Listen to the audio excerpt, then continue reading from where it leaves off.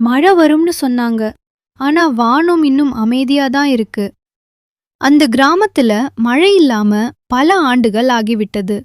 ஒரு காலத்தில் பச்சை பரப்பாயிருந்த வயல்கள் இப்போ வெறும் மண்ணாக இருக்கு. காற்று வீசும்போதெல்லாம் தூசி மட்டுமே எழுகிறது. கிணற்றுக்குள் எட்டி பார்த்தால் அடிப்பகுதி மட்டும் தெரியும். மக்கள் முகத்தில் சோர்வு. குழந்தைகள் விளையாடுவதற்கு பதிலாக தண்ணீருக்காக வரிசையில் நிற்பார்கள்.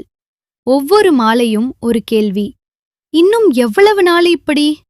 ஆனா அந்த ஊர்ல இருந்த ஒரு வயதான பாட்டி மட்டும் மனசு தளரல. அவள் பெயர் எல்லாருக்கும் தெரியும். ஆனா அவளோட நம்பிக்கைதான் இன்னும் பெரியது. தினமும் காலையில சூரியன் உதிக்கிறதுக்கு முன்னாடியே எழுந்துடுவா. வீட்டுக்குள்ள இருந்த சின்ன குடுவையிலிருந்து கொஞ்சம் தண்ணீர் எடுப்பா. அது அவளுக்கே ரொம்ப ப்ரீஷியஸ். ஆனாலும் அத வீட்டின் முன்மண்ணுல மெதுவா ஊத்துருவா. அத பார்த்த சிலர் சிரிச்சாங்க. பாட்டி, நீ ஊத்துற இந்த கொஞ்சம் தண்ணீரால வறட்சி போயிடுமான்னு கேலி. பாட்டி அமைதியா சிரிச்சு, வறட்சி மண்ணுல இருக்கலாம், மனசுல இருக்கக்கூடாதுன்னு சொல்வா. நாள்கள் கடந்து போச்சு. வானம் இன்னும் அமைதிதான்.